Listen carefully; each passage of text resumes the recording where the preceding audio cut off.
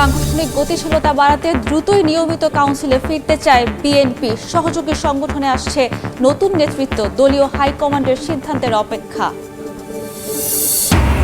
ডিসেম্বরের মধ্যে স্থানীয় সরকারের ভোট না হলে আন্দোলনের প্রস্তুতি এনসিপির। সিটিতে জোট, পৌরসভা, ইউনিয়নে একক লড়াইয়ের ভাবনা, প্রভাবশালী প্রার্থী ফেরানোর চেষ্টা। তিস্তা প্রকল্পে জাতীয় অগ্রাধিকার নির্ধারণের পর অর্থায়নের ভাবনায় বাংলাদেশ। ভারত চীনের সঙ্গে ভারসাম্যের কূটনীতি বড় চ্যালেঞ্জ, কৌশলগত আলোচনায় নতুন মাত্রা। জ্বালানি খাতে কৌশলগত সহযোগিতা জোরদারে বাংলাদেশ যুক্তরাষ্ট্র সমঝোতা সই। বাড়বে এলএনজি এলপিজি আমদানির সুযোগ, খুলবে প্রযুক্তি ও জ্ঞান বিনিময়ের পথ।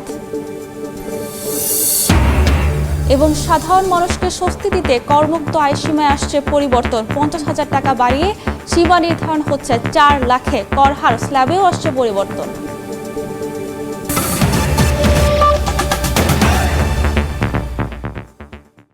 সময় সংবাদের সঙ্গে আছে আমি সাবরিনা মজুমদার। নতুন নেতৃত্ব আসছে ক্ষমতাসীন বিএনপির সহযোগী সংগঠনে। চলছে নেতৃত্ব যাচাই বাছাই। ছাত্রদল, যুবদলের নেতাদের অপেক্ষা সাংগঠনিক অভিভাবক তারেক রহমানের সিদ্ধান্তের। বিএনপির সিনিয়র যুগ্ম মহাসচিব রুহুল কবির রিজভী জানিয়েছেন, সাংগঠনিক গতিশীলতা বাড়াতে দ্রুতই নিয়মিত কাউন্সিলে ফিরতে চায় বিএনপি। হাসান ওয়ালির প্রতিবেদন। ভোটাধিকার রক্ষার দীর্ঘ লড়াইয়ে জাতীয়তাবাদী আদর্শের নেতাকর্মী ও সমর্থকদের হতে হয় হামলা, মামলা, জেল জুলুমের শিকার। রাজপথের যোদ্ধাদের হার না মানার সাহসে 24-এর গণঅভ্যুত্থানে পতন হয় শেখ হাসিনার শাসনের। নানা চড়াই উতরাই পেরিয়ে নির্বাচনের মধ্য দিয়ে সরকারে এখন বিএনপি। শপথ করিতেছি যে ক্ষমতাসীন বিএনপি ও অঙ্গ সহযোগী প্রায় সব সংগঠন বর্তমানে মেয়াদ উত্তীর্ণ। নিয়মিত কাউন্সিল না হয় মূল দল সহ 11টি অঙ্গ সহযোগী সংগঠনের মধ্যে 10টির মেয়াদ শেষ হয়েছে অনেক আগেই। কোথাও 3 বছর, কোথাও 5 বছর, আবার কোথাও এক যুগ একই কমিটি বহাল রয়েছে। নিয়মিত কমিটি গঠন প্রক্রিয়া থমকে যাওয়ার পেছনে আওয়ামী দুঃশাসনকে দুষছেন নেতাকর্মীরা। নতুন কমিটি গঠন করার ক্ষেত্রে অপেক্ষায় রয়েছেন সাংগঠনিক অভিভাবক তারেক রহমানের নির্দেশনার। যুবদলের কেন্দ্রীয় কমিটি নতুন কমিটি হওয়ার ক্ষেত্রে সিদ্ধান্ত নেবেন জনাব তারেক রহমান। উনি আমাদের সাংগঠনিক অভিভাবক। নেতৃত্ব নির্বাচনে আমাদের সংগঠনও নিজস্ব আলাপ আলোচনার ব্যাপার আছে এবং আমাদের যে মূল সংগঠন বিএনপি ফাদার সংগঠন তাদেরও দিক নির্দেশনা, এইসব মিলিয়ে আমরা এগুলা তৈরি হবে। 21 শতক উপযোগী একটা মেধাভিত্তিক ছাত্র রাজনীতি বিনির্মাণ করার জন্য আমাদের যে সকল প্রচেষ্টা আমরা চলমান রেখেছি, আগামী যে যারাই নেতৃত্বে আসবে তারা ইনশাআল্লাহ দক্ষতার সহিত এটি করবে। বিএনপি সিনিয়র যুগ্ম মহাসচিব রুহুল কবির রিজভীও বলছেন, নিয়মতান্ত্রিক রাজনৈতিক কর্মসূচিতে বাধার কারণে সঠিক সময়ে এসব সংগঠনের কমিটি করা সম্ভব হয়নি। তবে নিয়মিত কাউন্সিলে ফিরতে চায় বিএনপি। বাধা দিয়েছে আমাদেরকে কাউন্সিল করার জন্য, হল রুম দিতে চায়নি, বিভিন্নভাবেই তারা বাধাগ্রস্ত করেছে। অঙ্গ সংগঠনগুলো যে সমস্ত কর্মী সভা করত বা জেলায় জেলায় কাউন্সিল করত, সেখানে তারা বাধা দিয়েছে। আস্তে আস্তে সেগুলো ফিরে আসবে। নিয়মিত সম্মেলন, কাউন্সিল, নতুন কমিটি, সেগুলো নিশ্চয়ই হতে থাকবে।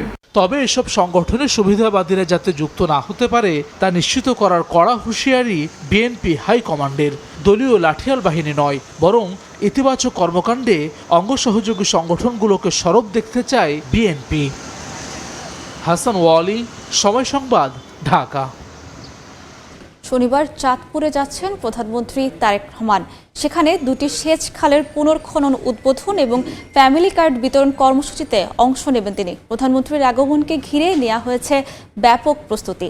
চাঁদপুর সরকারি কলেজ মাঠ থেকে বিস্তারিত জানাচ্ছেন সহকর্মী ফারুক আহমেদ। আমরা সরাসরি যুক্ত হব তার সাথে।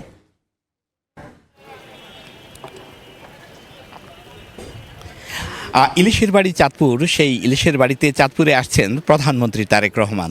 আগামীকাল শনিবার তারেক রহমানের সেই আগমনকে ঘিরে এর মধ্যে একটা উৎসবের পরিবেশ তৈরি হয়েছে চাঁদপুরে। বিশেষ করে দলীয় যে বিএনপি চেয়ারপারসন আসবেন এবং দেশের প্রধানমন্ত্রী, সেই প্রধানমন্ত্রীকে বরণ করার জন্য এর মধ্যে চাঁদপুরবাসী কিন্তু অধীর আগ্রহের সঙ্গে অপেক্ষা করছেন।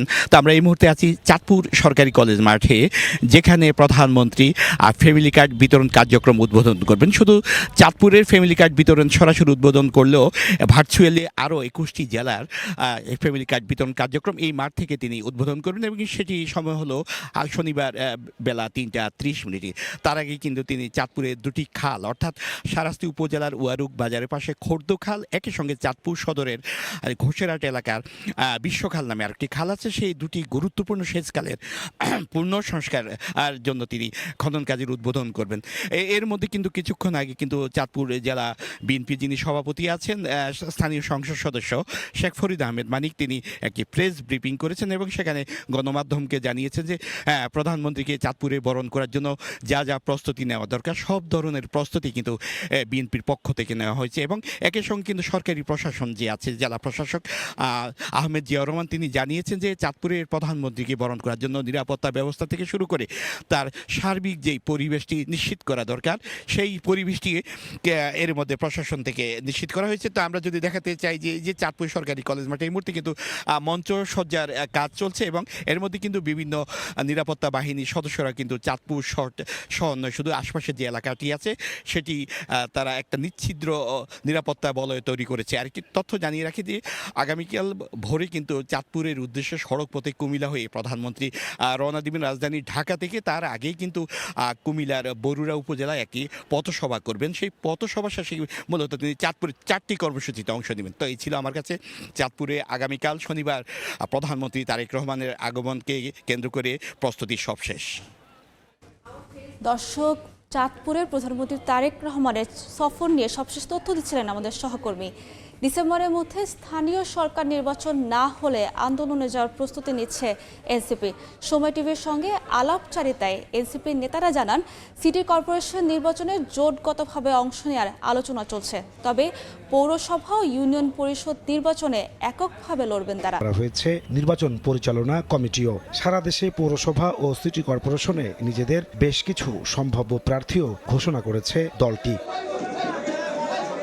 এনসিপির যুগ্ম আহ্বায়ক সারোয়ার তুষার বলছেন, সিটি নির্বাচনে জোটবদ্ধ হয়ে অংশ নেওয়ার আলোচনা চলছে। জনভোগান্তি দূর করতে দ্রুত স্থানীয় সরকারের প্রতিষ্ঠানগুলোতে নির্বাচিত প্রতিনিধিদের উপস্থিতি জরুরি। তাই চলতি বছরের ডিসেম্বরের মধ্যে স্থানীয় সরকারের ভোট না হলে আন্দোলনে নামার কথা বলছেন সার্জিস আলম। জাতীয় নির্বাচনে দেখেছি, ঢাকায় তো বটেই, ঢাকার বাইরেও এখানে এই জোটের ভোট বেশি, ফলে এটা ভাগ করাটা বুদ্ধিমানের কাজ হবে না। এই কারণে আমরা জোটগতভাবে ইলেকশন করতে চাই। অনেক জায়গায় দুই দলেরই কিছু অনড় অবস্থান আছে, এটা নেগোশিয়েট করা যাবে। বিশাল শূন্যতা তৈরি হয়েছে জনসেবার ক্ষেত্রে ও স্থানীয় পর্যায়ে। আগামী 6 মাসের মধ্যে বিএনপি স্থানীয় নির্বাচনের প্রস্তুতি নিয়ে স্থানীয় নির্বাচনটা দিবে। তারা যদি এটা না করে তাহলে আমাদের সংসদ থেকে শুরু করে রাজপথ আমাদের এই দাবি হয়তো আদায় করে নিতে হবে। স্থানীয় সরকার নির্বাচন সামনে রেখে তৃণমূলে সাংগঠনিক শক্তি বাড়ানো ও এলাকাভিত্তিক সম্ভাব্য প্রভাবশালী প্রার্থীদের দলে ভেড়াতে মাঠে নেমেছে জাতীয় নাগরিক পার্টি। নেতারা বলছেন, 2-3 মাসের মধ্যে উপজেলা পর্যায়ে জনসংযোগ কর্মসূচিতে নামবেন তারা। প্রার্থীদের প্রতি নির্দেশনা দেওয়া হয়েছে নির্বাচনকে কেন্দ্র করে ওই মানে আসনের মধ্যে সংগঠনকে গোছানোর জন্য পোলিং এজেন্ট তৈরি করা, ওয়ার্ড ভিত্তিক কমিটি দেওয়া, এগুলো তাদেরকে বলে দেওয়া হয়েছে এবং তারা ইতিমধ্যে কাজে নেমে পড়েছে। স্থানীয় সরকার নির্বাচনের মধ্যে দিয়ে লক্ষ্য একটা হলো তৃণমূলের সাংগঠনিক শক্তি বৃদ্ধি করা, মানুষের সাথে গণসংযোগ করা, মত বিনিময় করা। এই কানেক্টিভিটিটা করার জন্য আমরা এই ধরনের জনসংযোগের বিভিন্ন ধরনের স্টেপ সামনে নিতে যাচ্ছি। স্থানীয় সরকারের বিভিন্ন পর্যায়ে নিয়োগ পাওয়া প্রশাসকরা যাতে ভোটে প্রার্থী হতে না পারেন সেই দাবিও জানান এনসিপি নেতারা। যারা এই মুহূর্তে প্রশাসক হিসেবে যে কোনো জায়গা আছে তারা স্থানীয় নির্বাচনে অংশগ্রহণ করতে পারবে না। নির্বাচন কমিশন এবং মাঠ প্রশাসনকে নিরপেক্ষ নির্বাচনের জন্য আস্থাভাজন করে সাজাতে হবে। জাতীয় নির্বাচনের অভিজ্ঞতা কাজে লাগিয়ে স্থানীয় সরকার নির্বাচনে ভালো ফলের প্রত্যাশা জুলাই অভ্যুত্থান থেকে রাজনীতির মাঠে নামা জাতীয় নাগরিক পার্টির।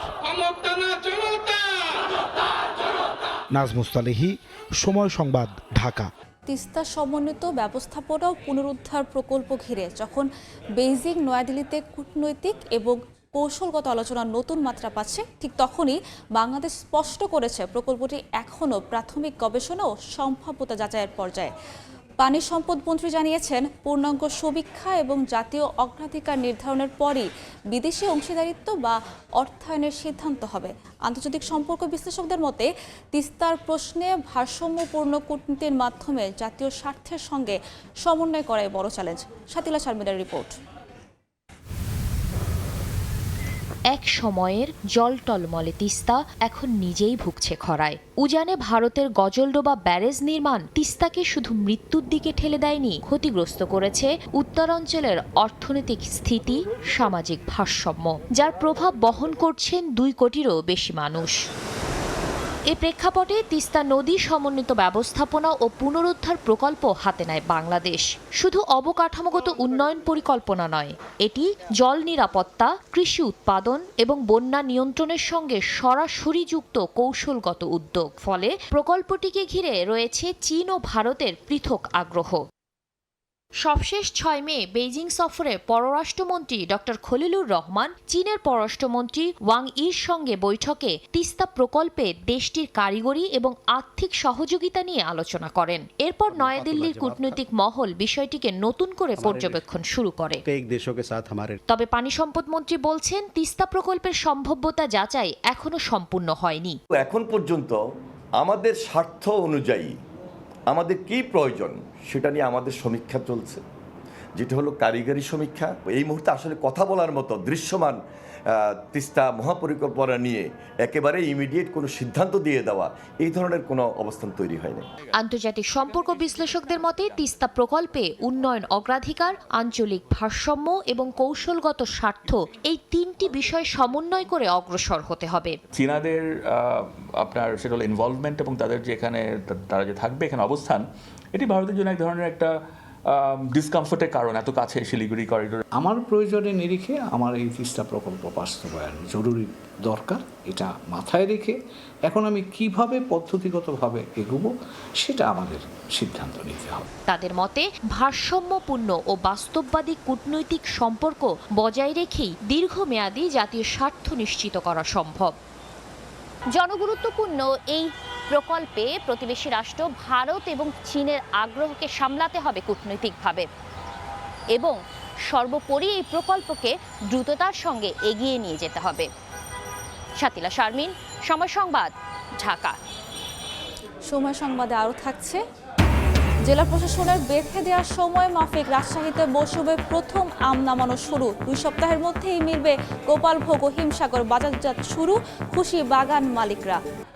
জ্বালানি খাতে কৌশলগত সহযোগিতার লক্ষ্যে যুক্তরাষ্ট্রের সঙ্গে সমঝোতা স্মারক সই করেছে বাংলাদেশ। বৃহস্পতিবার স্থানীয় সময় সকালে ওয়াশিংটন ডিসিতে সমঝোতা স্মারক সই করেন পররাষ্ট্রমন্ত্রী খলিলুর রহমান ও মার্কিন জ্বালানি মন্ত্রী ক্রিস রাইট। এর ফলে যুক্তরাষ্ট্রে এলএনজি, এলপিজি এবং অন্যান্য জ্বালানি পণ্য সাশ্রয়ী মূল্যে আমদানি সম্ভব হবে বলে জানান পররাষ্ট্রমন্ত্রী।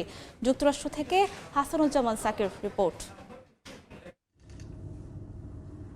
বাংলাদেশ ও যুক্তরাষ্ট্রের মধ্যে জ্বালানি সহযোগিতা বিষয়ে সমঝোতা স্মারক অনুষ্ঠানে উপস্থিত পররাষ্ট্রমন্ত্রী খলিলুর রহমান ও মার্কিন জ্বালানি মন্ত্রী ক্রিস রাইট। বৃহস্পতিবার সকালে ওয়াশিংটন ডিসিতে যুক্তরাষ্ট্রের জ্বালানি বিভাগে সমঝোতা স্মারকে 2 দেশের পক্ষে স্বাক্ষর করেন তারা।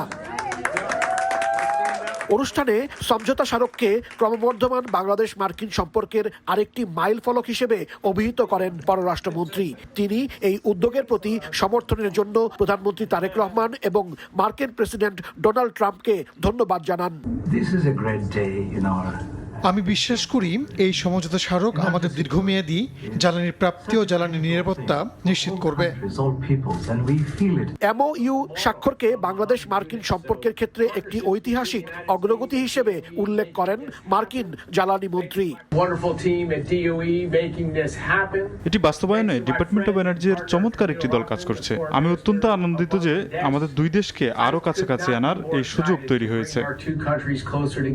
ওয়াশিংটন বাংলাদেশ দূতাবাস জানায়, এই সমঝোতা বাংলাদেশ ও যুক্তরাষ্ট্রের মধ্যে বৃহত্তর জ্বালানি সহযোগিতার নতুন ক্ষেত্র উন্মোচন করবে। এর ফলে সাশ্রয়ী মূল্য ও টেকসই সরবরাহ ব্যবস্থা নিশ্চিতের মাধ্যমে দীর্ঘমেয়াদী জ্বালানি নিরাপত্তা জোরদার হবে।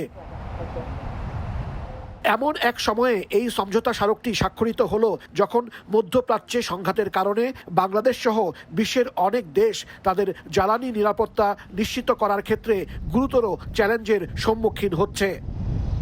হাসানুজ্জামান সাকি, সময় সংবাদ, যুক্তরাষ্ট্র। জেলা প্রশাসনের বেঁধে দেওয়ার সময় অনুযায়ী রাজশাহীতে আজ থেকে শুরু হয়েছে আমপাড়া। সকাল থেকে বিভিন্ন এলাকায় গুটি আম নামানোর মধ্য দিয়ে বাজারজাত শুরু হয়। এদিন জেলার বড় আম বাজার বানেশ্বর বাজারেও কিছু আম কেনাবেচা হয়। শুরুর দিনে জাত ও আকার ভেদে 800 থেকে 1200 টাকা মনে আম বিক্রি হয়। বাগানীরা জানান, গুটি জাতের আমে পাক ধরেছে। আগামী 10 থেকে 12 দিনের মধ্যে গোপালভোগ, লক্ষণ ও হিমসাগর আম পোক্ত হবে। এবছর আমের রং, ঘ্রাণ, স্বাদ ও ফলনে খুশি বাগান মালিকরা।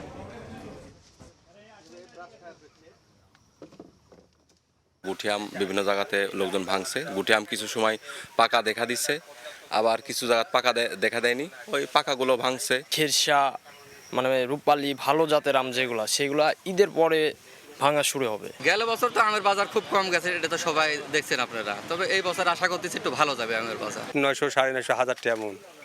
তারপর ভবিষ্যতে যদি আবহাওয়া ক্লিয়ার থাকে তাহলে আমের বাজার আরো ভালো হবে। এবার বাণিজ্যের সংবাদ।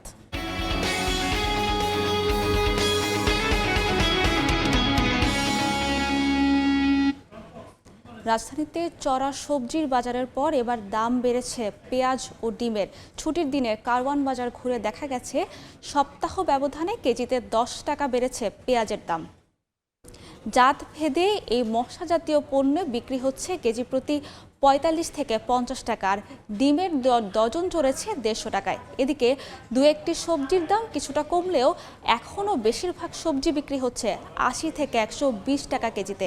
পরিবহন ভাড়া বাড়ায় দাম বাড়তি বলে দাবি বিক্রেতাদের। তবে ক্রেতারা বলছেন উচ্চ মূল্যের বাজারে কষ্টে দিন পার করছেন তারা। এদিকে কিছুটা স্বস্তি মুরগির বাজারে। কেজিতে 10 টাকা কমে ব্রয়লার 170 আর সোনালী মুরগি বিক্রি হচ্ছে 320 থেকে 340 টাকা কেজিতে।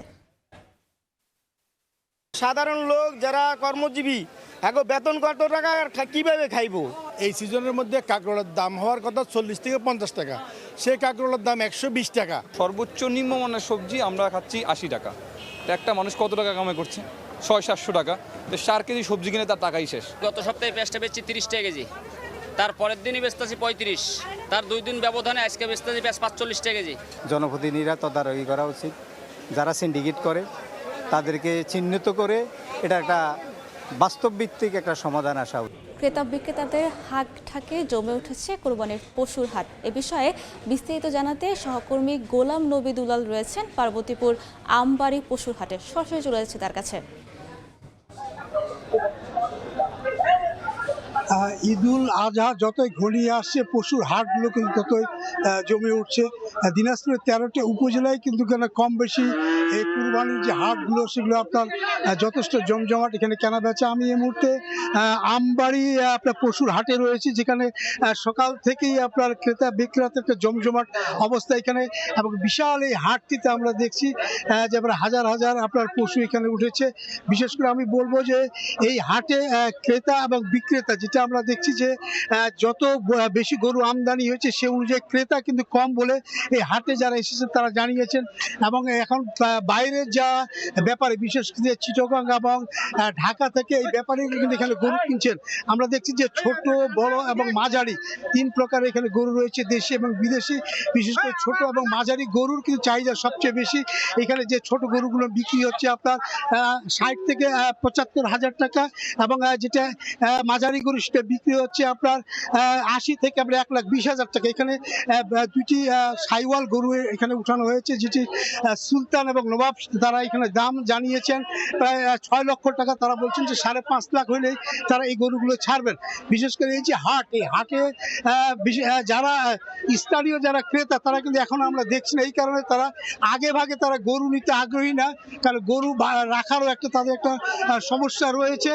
বিশেষ করে এই যে হাট, এই হাটে আমরা আরেকটা জিনিস লক্ষ্য করছি, এখানে কিন্তু প্রশাসন আপনার যথেষ্ট এখানে আপনার ব্যবস্থা নিয়েছেন। বিশেষ করে আপনার জাল টাকা দিয়ে যেন কেউ প্রতারিত না হয়, এই জন্য ব্যাংকের কর্মকর্তা এখানে রয়েছেন। এছাড়া প্রাণী সম্পদ বিভাগ থেকে অসুস্থ গরুগুলো বিক্রি না হয় তার জন্য মেডিকেল টিম রাখা হয়েছে, এবং আইন শৃঙ্খলা বাহিনীর এই হাটে রয়েছে। আমরা দেখছি যে হাটগুলো কিন্তু আগামী দিনে আরো বেশি জমজমাট হবে, এবং গরুর দাম কত এই নিয়ে কিন্তু অনেকে আমরা দর কষাকষি দেখছি, এবং তারা বেশ সুন্দরভাবে এখানে গরু কিনছেন এবং হাটের এখানে যে অবস্থা, বিশেষ করে বৃষ্টির কারণে কিছুটা হলেও আপনার ক্রেতারা একটা দুর্ভোগে পড়েছেন এবং আগামীতে হাটগুলো আরো বেশি করে আপনার একটা জমজমাট একটা অবস্থার মধ্যে যাবে বলে তারা এটা জানিয়েছেন। তো আমার কাছ থেকে এই আমবাড়ি হাটে সর্বশেষ এই ছিল। দেখছেন সময় সংবাদ। ইরানকে সামরিক সরঞ্জাম না দেওয়ার প্রতিশ্রুতি দিয়েছে চীন। প্রেসিডেন্ট শি জিনপিং এর সঙ্গে বৈঠকের পর এমনটাই দাবি করেছেন মার্কিন প্রেসিডেন্ট ডোনাল্ড ট্রাম্প। হরমুজে সামরিকীকরণ বা সেখানে টোল ব্যবস্থার বিপক্ষেও অবস্থান নিয়েছে বেইজিং ওয়াশিংটন। আলোচনা শেষে মার্কিন পররাষ্ট্রমন্ত্রী মার্কো রুবিও এ তথ্য জানান। ইরানকে পরমাণু অস্ত্র অর্জন করতে না দেওয়ার বিষয়ে দুই পরাশক্তির মধ্যে সমঝোতার কথা জানিয়েছেন মার্কিন পররাষ্ট্রমন্ত্রী। এদিকে দ্বিতীয় দিনের সফরে বেইজিংয়ে কমিউনিস্ট পার্টির সদর দফতরে পৌঁছে চীনা প্রেসিডেন্টের সঙ্গে সাক্ষাৎ করেন মার্কিন প্রেসিডেন্ট।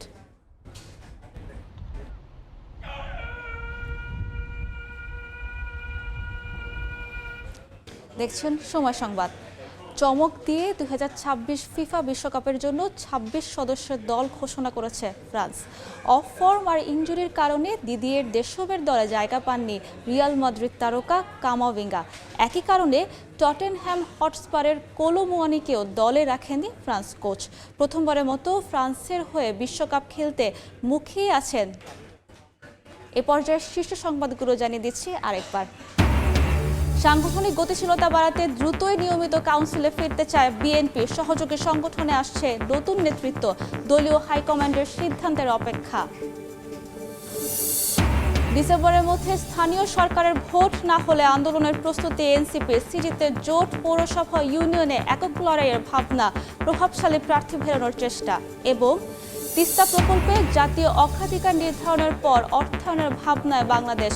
ভারত চীনের সঙ্গে ভারসাম্যের কূটনীতি বড় চ্যালেঞ্জ, কৌশলগত আলোচনায় নতুন মাত্রা।